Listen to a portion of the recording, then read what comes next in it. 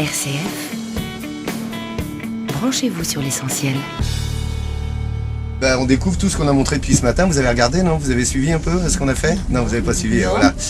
On a découvert le veau sous la mer, on découvre évidemment les villes. En fait, c'est la spécificité de cette émission, c'est qu'on a 7 spécialistes qui parlent chacun dans leur domaine des valeurs d'une ville et des entourages proches. Par exemple, on a fait Turenne ce matin parce que c'était imparable que de parler de Turenne et de montrer la beauté de la ville à travers 30 reportages, 5 heures de programme avec notamment des gens spécifiques qui viennent parler de leur talent, comme on l'a vu ce matin, entre autres avec la famille Mogin qui est venue parler des accordéons locaux, reparler de l'histoire de l'accordéon, pourquoi c'est né ici, mais pas seulement, parler en gastronomie du veau sous la mer avec Ferniaud, de la qualité de ce veau, de préparer un miassou avec l'école hôtelière de la ville. C'est également parler de collectionneurs qui sont ici et qui nous présentent leurs spécificités, de parler avec Nicolas Albran qui représente lui la rédaction de France 3 Pays de Corrèze, par exemple ce matin le petit disquaire qui est ici qui fait vivre sa ville, parler du festival du mois de septembre, de choisir vraiment la boucherie 100% bio qui est ici, dont il a parlé Nicolas ce matin. C'est faire vivre la ville sous tous ses aspects, parler du coq avec notre vétérinaire, parce qu'on a un docteur vétérinaire qui est avec nous, qui va parler du coq et la façon dont on sert des plumes de coq pour la pêche à la mouche. Voilà, il y a 30 reportages, donc c'est extrêmement complet autour de la ville et voilà, de ce qui entoure cette ville, évidemment de la Corrèze. On ne va pas trop sur le plateau des 1000 vaches, bien qu'on parle des sources, on parle du fait qu'il y ait 5000 km de berges ici, ce qui est assez incroyable pour un département, ce qui prouve qu'il y a beaucoup d'eau. On parle des sources, on parle en fait de tout ce qui fait la tradition, que c'est le département le plus boisé de France.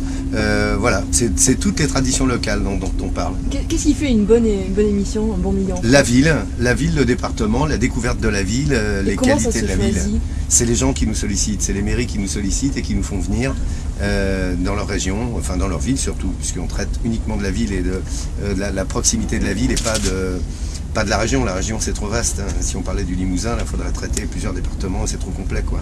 Et on se déplace d'une façon itinérante le plus loin possible de chaque ville, de sorte qu'on puisse avoir, on va à Libourne, après on part à Trouville, on se promène vraiment quoi. On fait Douarnenez, puis on descendra à Bandol.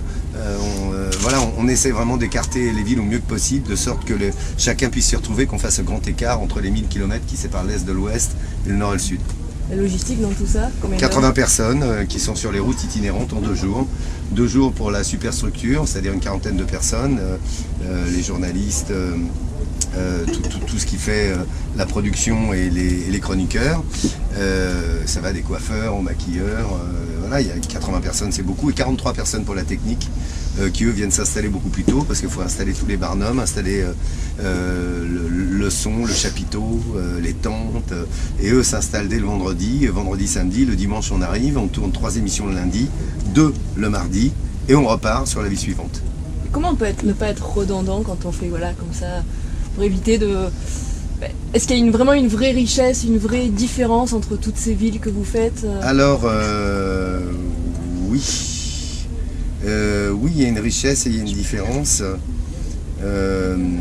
Pour la simple et bonne raison, c'est que c'est... Comment vous dire, ce pays fait 65 millions d'habitants, il fait 1000 km sur 1000, c'est un confetti à l'échelle internationale. Et c'est le pays le plus visité au monde, 82 millions de visiteurs. Donc il y a une raison, il y a déjà le relief, 3 mers, un relief ancien et jeune. Il y a une histoire surtout, on voit notamment avec la vallée de la Loire, qui est la vallée des Rois.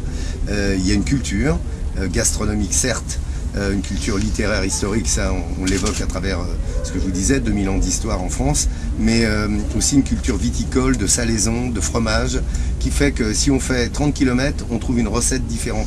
La preuve, c'est que le miassou, ici, on le fait d'une certaine façon. À Turenne, on va le faire autrement. Donc, ça prouve bien que la concentration française, qui est sur un territoire très, très petit, est intense. Donc, on ne peut pas être redondant. Jamais on est redondant en changeant de ville. Il y a 35 000 communes en France, un peu plus même. C'est ce qui fait la diversité, en fait. Et c'est cette diversité plurielle qui crée le singulier de ce pays. Une question ? Vous avez un bon résultat en audimat. Comment vous expliquez le succès de l'émission ? Le succès, c'est qu'elle a été beaucoup travaillée. On a eu du mal à s'installer au début, on a été raillé. On s'est dit qu'est-ce que va foutre François en région, enfin bon. Et il se trouve que ça a été énormément bossé, on a augmenté le nombre de JRI, les reportages sont beaucoup plus léchés, façon des racines et des ailes. Il y a 17 JRI, des journalistes reporters images, il y a 22 journalistes qui sont spécifiques dans leur domaine, tourisme, histoire, géographie, animaux. Donc c'est le travail du fond de l'émission qui a fait que ça a trouvé son public et que les gens se rendent compte qu'on habite Douarnenez quand nous on fait un sujet sur Menton, ou qu'on habite Mulhouse quand on fait un sujet sur Biarritz, et que non, on est à Biarritz, ça intéresse les gens. Ils se disent « Ah mais je savais pas tout ça, ah bon c'est comme ça ?» Oui, je savais que Biarritz, bon c'est en bas là dans le sud-ouest, mais je savais pas que ça vivait comme ça, je savais pas qu'il y avait telle culture, je savais pas que ça avait une histoire, je savais pas que ça avait une géographie, je savais pas que ça avait un relief, un climat, je savais pas qu'il y avait des gens et des spécificités locales aussi fortes. Il y a souvent des clichés et des images par lesquelles on passe, puisqu'ils sont nécessaires. Quand on vient à Paris, on va voir la Tour Eiffel, Montmartre et l'Arc de Triomphe. Donc quand on vient par exemple à Tulle, évidemment on pense à la cathédrale, à la maison Renaissance, à la maison Loyac, puis on va parler du veau évidemment qui est une spécificité, mais il va falloir en sortir, c'est-à-dire trouver d'autres éléments. Et c'est ce qu'on s'intéresse à faire en fait, à aller chercher toujours quelque chose de neuf et intéresser l'ensemble du territoire en étant le plus proche possible du terroir où on est. C'est-à-dire qu'on est enraciné dans l'humus du terroir tout le temps. Et c'est ce qui intéresse les gens. C'est de montrer, je reviens à cette diversité, la diversité qu'il y a dans ce pays. À 30 km d'écart, on trouve des cultures différentes. Et pourtant, on parle la même langue. Tu vois, et ça, c'est pas mal. Enfin, c'est plutôt intéressant. Merci le traité de Villers-Cotterêts, quoi, pour une langue unique. Mais voilà, c'est travailler vraiment dans le fond une ville et qu'elle puisse intéresser autant ceux qui habitent à 1000 km de là, quoi, et leur dire c'est une découverte. Donc c'est vrai que ça agrège et ça fédère de plus en plus de spectateurs et tant mieux.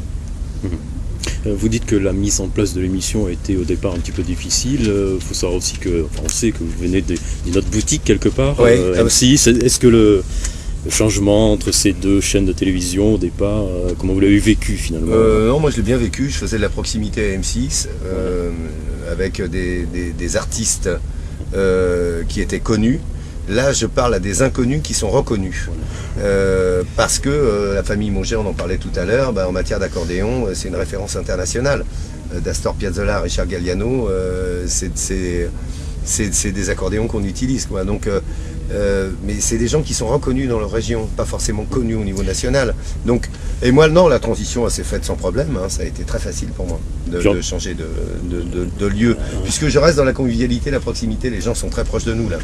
Et puis des stars en Corrèze, il y en a quand même quelques-unes. Oui, vous avez raison, ouais, c'est pas les mêmes, pas dans le même domaine, mais c'est ce qu'on disait ce matin, quoi, entre le président du Conseil, entre la sortie de guerre, après Chirac, évidemment Hollande, et puis si on va plus loin, Pompidou, hein, qui est pas très loin, et puis de l'autre côté, vers l'Est, VGE. C'est vrai que le centre produit un paquet de présidents, quoi. RCF, branchez-vous sur l'essentiel.